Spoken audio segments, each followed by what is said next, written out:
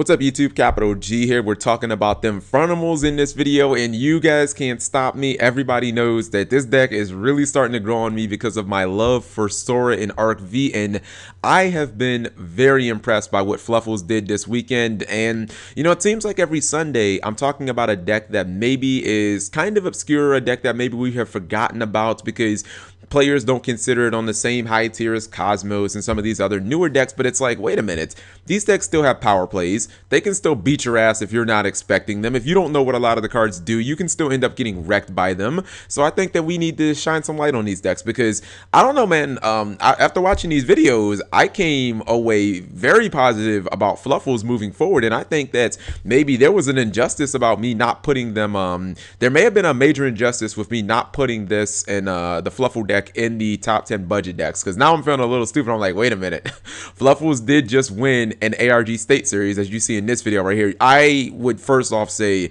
if you were watching this video, I highly recommend that you watch this video. This guy explained this deck so perfectly well. And let me just, before I go on about Fluffles, let me just go on a tangent here. I think that Fluffles are not an easy deck to run. People will disagree with me all the time because I played the deck last night on stream. I made a bajillion misplays and I was still in the matchup. It came down to the absolute wire, but I think that Fluffles have an extremely high learning curve. I don't think that it's a very easy to learn deck. I think that it takes a lot of practice. And then there was a guy, and you see this on Agent Persuasion's channel, and this build was a little different. I don't think it was as solid as this one, but it got 9th place out of regionals, and this guy pretty much went undefeated in 7 rounds. He played 5 Kozmo players. He said he 2-0'd every one of them except one. He beat Sotelo Knights and he beat Magic Spectre. So he's beating decks that we're expecting to be like top 5 decks. Like, a lot of people have, you know, Kozmos as the best deck right now, and Magic Spectres is maybe the 2, and Sotelo Knights is a really high deck, and he beat every single one of them.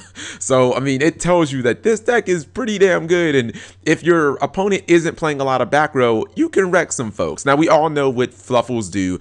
Obviously, they are fusion based, and I mean, pretty much the whole game plan is just to summon Fluffle Tiger and just nuke your opponent's board. There's a reason why you can only control one of this card. It is so amazingly powerful. Not to mention, not only does it blow up things equal to the amount of materials that you use to fusion summon it, but it powers up itself and other Fight for monsters. So it's kind of like the Sasono Wu for the deck, like Bujin. But yeah, it's kind of like Bujin Sasono Wu. And then usually you try and follow that up with Fluffle Wolf, which it can attack as many times as you have materials. At 2000, it can pretty much end the game off of like 3 attacks. Like, if you blow up your opponent's field with Tiger and they're not playing, you know, Gores or Jerigato or anything random like Battle Fader, generally you can just use, like, if you use Poly earlier in the turn, or maybe you use Owl earlier in the turn, because Owl does have a built-in polymerization. Like, you just, you know, he essentially is polymerization. Then you can just use like Fight for Fusion. You can just banish your entire graveyard. You can summon Wolf, and then it's just like, all right, GG. This guy can attack 18 times. Now, this is his deck. This is this guy's deck. He was playing under the ARG format, but I did adjust his deck to what we would be playing right now. He said that there was only a 2-card difference, honestly. He ran 3 copies of Dark Hole. He said that he would just make that a Regeki.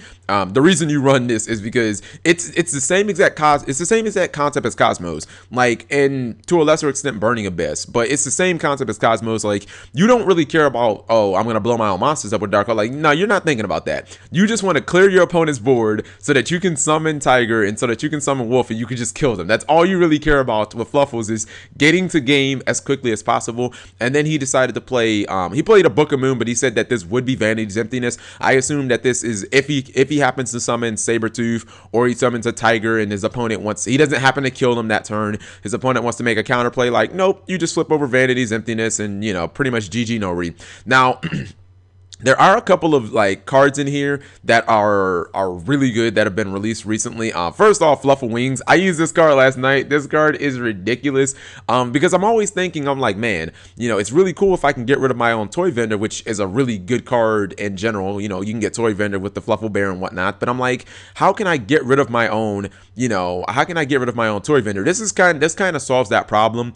If this card happens to be in a graveyard, you can banish I'm not trying to memorize this this or recite this card, not quite verbatim, but you can banish another Fluffle that you have in the graveyard, you get to draw a card, and then you can blow up your toy vendor, and then you draw a card, and then toy vendor activates, and it's like, oh my god, the pluses for days, the pluses for days. And this was a card I wasn't actually sold on, but both players were running it. It's Fluffimals, and I think it's because it's kind of like Infinity Beetle, and it does just really set up like big plays. The reason you run this is because you can normal summon it, and then you can get 2 more copies of itself. So obviously, I mean, if you want to fusion summon immediately, excuse me, obviously it creates a lot of advantage when you combine it with Tiger, or a lot of attacks when you combine it with Wolf, because you know you've got like 3 Fluffles essentially right then and there. So obviously you're going to be able to blow up a lot of stuff.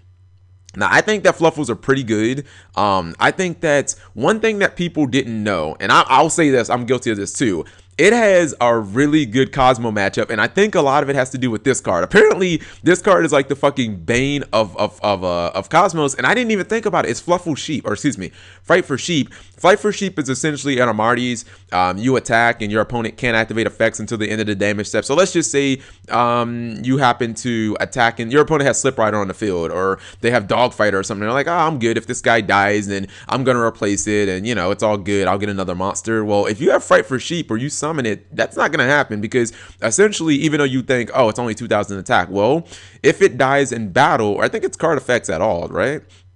Nope, it's just battle. Okay, if it dies in battle, then basically it resummons itself and it gets 800 attack. And since it's an Amarty's, essentially what a lot of players are doing is they'll summon this, they'll ram into a Dog Fighter, or they'll ram into a Slip Rider, then they'll get it right back. It'll come back at 2,800. Then you attack into that same Slip Rider. Slip Rider can't activate, which means your opponent won't be able to banish it and replace it with any effects. They won't be able to be like, oh crap, okay, well, you know, F you, I'm going to use Honest. Like, you can't do any of that stuff. So this card is actually really good, and it becomes really hard for them to kill, because Cosmos kill pretty much everything in battle. But if you constantly run this over and it's just summoning itself back every single time, like how are you going to kill this card? The same thing can be said about Sabretooth.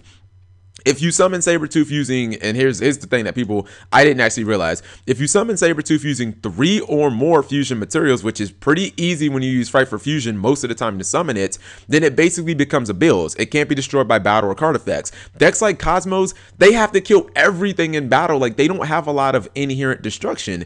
Everything is either Dark Hole, Regeki, or running shit over with, you know, Dark Destroyer, or running things over with Forerunner. So if you summon this, even if you have to put it in defense mode, it doesn't matter. Just stall. Like, eventually you'll get to a Dark Hole, you'll get to a Regeki, you'll get to a way, like, your card's not going to die from Dark Hole anyway, so it's really not that big of a deal. So this deck's Kozmo matchup is like surprisingly good, so maybe it's the answer. And then one card that this guy didn't run, but this guy actually did run, that I want to talk about, is Dark Fusion. And at first I'm like, it seems a little gimmicky, but when you think about it, it's actually pretty good. Basically, it's polymerization. It serves the same exact purpose.